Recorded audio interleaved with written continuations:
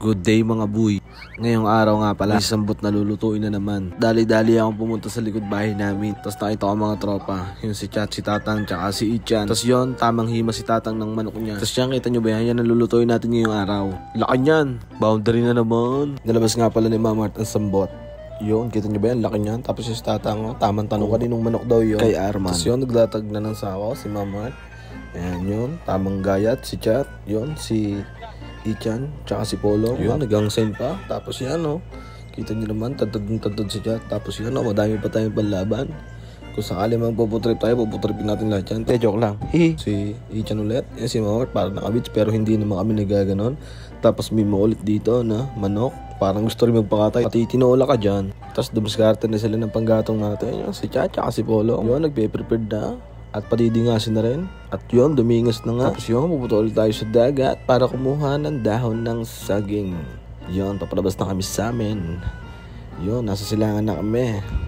Dire-diretso lang yan.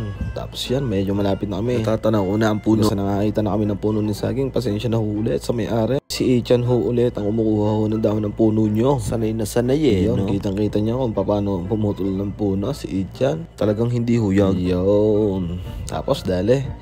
Yung kita nyo, isang buo yan, oh.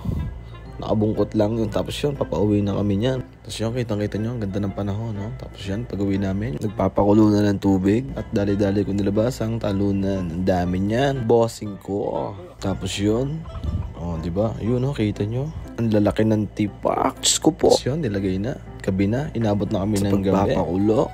Yun, tapos yun, kinuha ni Chat. Di daw mainit, pero mainit. Sakit nun, boy. Tinesting namin kung malambot na ang karne, hindi pa.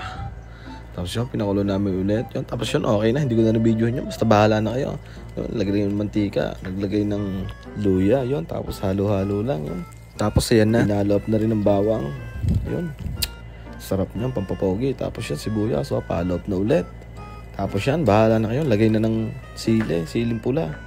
Tapos yan, hinihinal boss. Kita-kita nyo yan. Malambot na yan. Salin lang sa kawali. Kita-kita nyo. Tapos halo-halo lang yan. Nga pala, si Ichan nga pala nagluluto niyan, guys. Tapos dumating ang ating Kuya Tanggol. Yun.